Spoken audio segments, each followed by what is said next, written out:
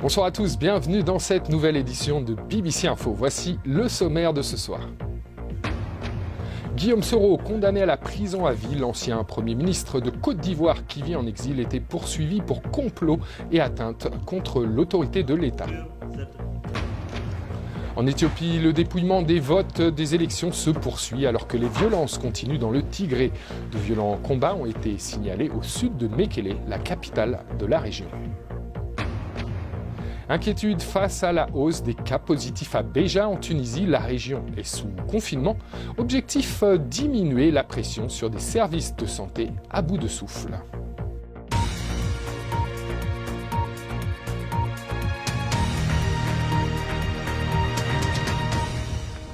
L'ancien Premier ministre Guillaume Soro a été condamné à la réclusion à perpétuité. Il était inculpé de complot et de tentative d'atteinte à l'autorité de l'État. Guillaume Soro, qui vit en exil depuis 2 ans, a été jugé par contumace à Abidjan. Ses avocats dénoncent un procès politique et comptent faire appel. Le tribunal a ordonné aussi la dissolution de son parti Génération et Peuple solidaire. Ancien chef rebelle devenu Premier ministre, Guillaume Soro avait déjà été condamné en avril 2020 à 20 ans de prison pour détournement de fonds publics. Une condamnation qui a mis fin à ses ambitions politiques et provoqué l'invalidation de sa candidature à la dernière présidentielle. En Éthiopie, à présent, alors que le pays a tenu des élections nationales lundi, la région du Tigré, où le scrutin a été reporté en raison du conflit, a connu ces derniers jours un regain d'activité militaire. Les combats persistent entre les forces de pro-TPLF et l'armée fédérale éthiopienne. Elles sont épaulées par des troupes des autorités régionales voisines de l'Amhara et l'armée de l'Érythrée, pays frontalier du Tigré. Une situation qui s'enlise. Marina Daras. L'Éthiopie semble plus divisée que jamais. D'un côté, le gouvernement dit avoir organisé des élections parmi les plus démocratiques de l'histoire du pays. Mais loin du calme de la capitale, Addis Abeba, certaines régions du pays s'embourbent un peu plus chaque jour dans un conflit ethnique meurtrier. La porte-parole du Bureau électoral national d'Éthiopie parlait hier d'un taux de participation très impressionnant, sans pour autant donner de chiffres. L'Union africaine a également fait état d'un scrutin calme et équitable.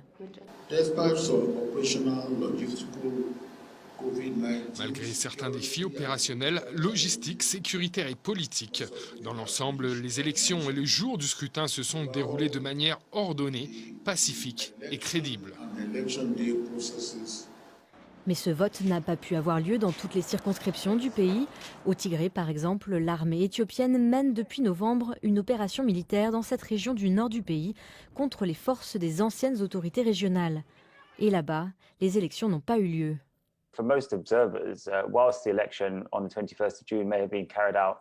Pour la plupart des observateurs, bien que l'élection du 21 juin se soit déroulée avec succès à Addis et dans d'autres endroits, en termes de taux de participation et de tranquillité, on ne peut pas vraiment qualifier cette élection de succès global, parce que le scrutin n'a pas eu lieu dans de nombreuses régions du pays en raison de la violence, et c'est donc une évaluation subjective que de dire que cette journée était un succès.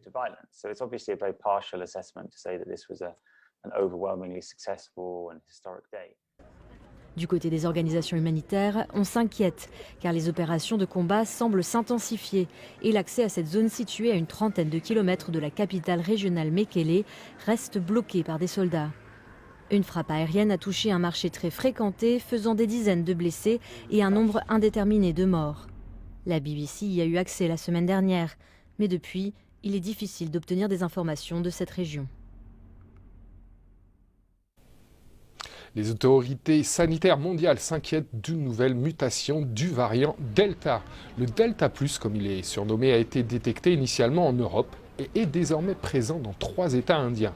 Il est jugé plus transmissible, s'attache plus facilement aux cellules des poumons et pourrait s'avérer plus résistant au vaccin. Le nombre de personnes infectées par cette nouvelle variante est encore inconnu. Et en Tunisie, pas de Delta+, mais une situation sanitaire très critique dans certaines régions, dont à Béja, le gouvernorat situé à 100 km de Tunis, ainsi que 3 autres zones du pays, est sous confinement, et ce jusqu'au 27 juin. Augmentation des cas, hôpitaux en peine, c'est l'inquiétude qui grandit du côté des professionnels de la santé. Myriam Lawari. Plus précieuse que jamais. Ces bouteilles d'oxygène, c'est une question de survie à Béja. Il faut sauver les malades graves du coronavirus, quitte à reconvertir tous les services d'hospitalisation en services dédiés. Il faut dire que dans la région désormais confinée, le taux de contamination dépasse les 0,4%.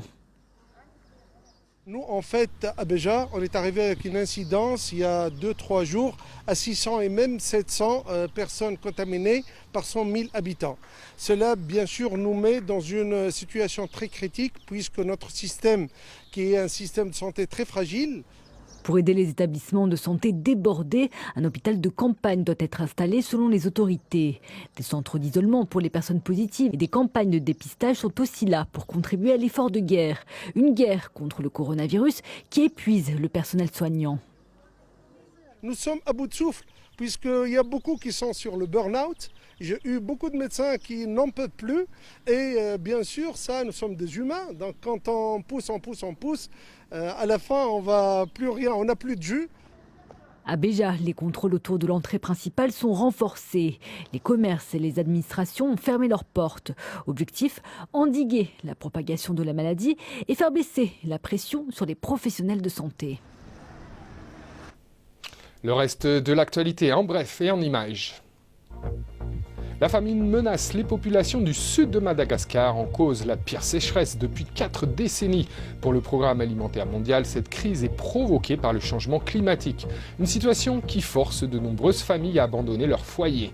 Le directeur de l'organisation a indiqué que les pays riches, à l'origine en grande partie de ces bouleversements, avaient le devoir moral d'apporter leur assistance. La Libye au centre d'une conférence à Berlin organisée par les Nations Unies. Objectif, faire le point sur le processus de sortie de crise dans le pays. Le secrétaire d'État américain Anthony Blinken a déclaré que l'accord de cessez-le-feu en Libye doit être pleinement mis en œuvre et que toutes les forces étrangères doivent quitter le pays. La réunion intervient des mois après la formation d'un nouveau gouvernement d'union nationale en Libye. 20 000 combattants étrangers seraient toujours dans le pays. En Mauritanie, l'ancien président Mohamed Ould Abdelaziz a été arrêté mardi soir, plusieurs mois après avoir été mis en examen pour corruption. Mohamed Ould Abdelaziz, qui a dirigé le pays entre 2008 et 2019, avait été inculpé le 12 mars dernier pour corruption, détournement de biens publics et blanchiment d'argent. Il nie toute implication et affirme que son inculpation est motivée par des raisons politiques. Environnement à présent et ce projet de rapport des experts climat de l'ONU qui alerte que la vie sur Terre telle que nous la connaissons sera inexorablement altérée à l'horizon 2050. Rédigé par des centaines de scientifiques, il met en garde contre des pénuries d'eau, un exode de population, une augmentation de la malnutrition et l'extinction d'espèces. La jeune militante Greta Thunberg a réagi tout à l'heure. Cela confirme ce que nous savions déjà, à savoir que la situation est très grave et que nous devons agir dès maintenant.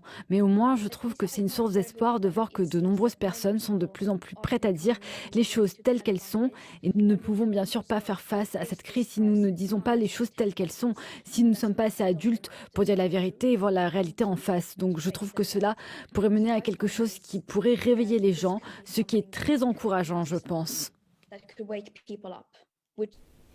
Mais pas facile parfois de cohabiter avec la nature, comme aux environs du parc national de Dinder, au Soudan. Protégé, il abrite la faune la plus diversifiée du pays. Mais face à la pression démographique, les habitants empiètent peu à peu sur ce territoire, au risque de menacer un fragile écosystème. Phoebe Hobson. C'est un débat sans fin. Au parc national de Dinder au Soudan, on se demande comment protéger la vie sauvage du parc alors que les populations aux alentours ont de plus en plus besoin de nourriture et de ressources naturelles. Depuis que le parc est devenu domaine protégé en 1935, ces 10 000 km² de prairies, de bois, de lacs sont un refuge irremplaçable pour les oiseaux migrateurs. Mais ces dernières décennies, la population a grimpé en flèche dans les villages qui entourent le parc, entraînant le besoin d'obtenir de nouvelles terres à cultiver. Malgré les risques de peine de prison et d'amende, certaines personnes ont mis le feu aux forêts pour récolter du miel sauvage. Et les agriculteurs locaux estiment que leurs besoins ne sont pas pris en compte.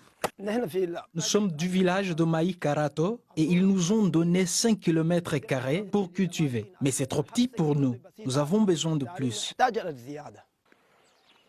Plus de terres agricoles nourrirait plus de bouches, mais cela se ferait au détriment de la nature. Et les responsables du parc préviennent que toute expansion des récoltes menacerait la biodiversité de Dander. L'une des solutions serait de déplacer les villages vers des zones qui correspondent mieux à leurs besoins. Ces dernières années, le parc de Dinder a été exploité par des cultures agressives, l'exploitation forestière et la chasse. Ce sont autant de menaces pour la réserve, qui est considérée comme la plus grande réserve du nord du Soudan et qui est également devenue le dernier refuge pour les animaux sauvages du nord du Soudan.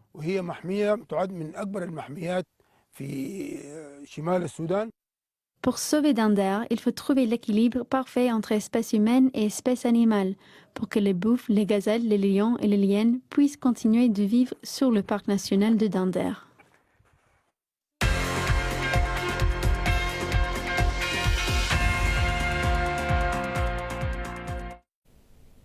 Allez, on passe à notre page sport avec Emmanuel Coste. Bonjour Emmanuel. Alors, qu'avons-nous au programme aujourd'hui ? On a beaucoup de choses, Pierre-Luc, comme d'habitude, ces derniers temps, avec l'Euro de football notamment. Et tenez, les équipes du groupe E sont en lice et après 37 minutes de jeu, il ne fallait pas être en retard d'ailleurs dans le match Pologne-Suède, puisque les Suédois ont ouvert le score par Forsberg à la 2e minute. La Suède mène donc 1-0, menait 1-0 après 37 minutes. Même topo à Séville entre l'Espagne et la Slovaquie, où Alvaro Morata a ouvert le score pour la Roja espagnole après 12 minutes. Et si les scores en restaient là, dans ce groupe E, eh bien, la Suède terminerait en tête avec 7 points, l'Espagne suivrait avec 5 points, toutes deux seraient assurées de jouer le deuxième tour de cet Euro. Ce soir, le groupe de la mort au programme, et oui, le groupe F, avec le champion d'Europe en titre, le Portugal, la championne du monde en titre, la France, l'Allemagne, la Hongrie. Et on aura un remake de la finale de l'Euro 2016, perdue par la France à Paris 1-0 après prolongation, face au Portugal. Et oui, France-Portugal à Budapest à partir de 19h GMT et parallèlement, simultanément, à Munich, Allemagne, Hongrie. Les 4 formations peuvent encore, à l'état actuel des choses, se qualifier pour le deuxième tour. La France, pour le moment, est en tête avec 4 points, devant l'Allemagne et le Portugal 3 points, la Hongrie fermant la marche avec un seul point. Et le deuxième de ce groupe F, de ce groupe de la mort, devrait rencontrer l'Angleterre en 8e de finale mardi prochain au stade de Wembley. Et oui, l'Angleterre, hier soir dans la poule D, c'est défaite de la République tchèque, un petit but à 0, but de Raheem Sterling à la 12e minute. C'était bien sûr au stade de Wembley. Et simultanément, la Croatie est allée battre l'Écosse à Hampden Park à Glasgow, 3-1, Vlasic, Modric et Perisic ont fait mouche pour les Croates. Donc l'Angleterre, la Croatie, mais aussi la République tchèque se sont qualifiés pour le deuxième tour. En tennis, la belle série sur gazon de la Tunisienne Ons Jabeur s'est terminée aujourd'hui sur le gazon d'Eastbourne, sur la côte sud de l'Angleterre. Elle a perdu au deuxième tour contre la Lettonne Jelena Ostapenko en 3-7. Ons Jabeur qui avait gagné le tournoi de Birmingham dimanche dernier. Et Wimbledon, bien sûr, qui se profile à l'horizon. Ça débute lundi. Et puis la NBA, belle série pour les Suns de Phoenix qui mènent maintenant 2-0 en finale de la conférence Ouest face aux Clippers de Los Angeles. Mais il s'en est fallu peu la nuit dernière car les Suns ont gagné 104-103 grâce à un panier à la toute dernière seconde, Pierre-Luc. Merci Emmanuel, et on se quitte sur des images assez insolites. Aux États-Unis, un ours noir est à l'origine d'une série de cambriolages de voitures. Regardez, il a été pris en flagrant délit par des caméras de sécurité d'une maison en train d'ouvrir la porte de ce pick-up avant de grimper à la place du conducteur. C'est la police de cette petite ville du New Hampshire qui a publié cette vidéo. Les agents ont déclaré qu'ils soupçonnaient l'ours d'être un délinquant en série.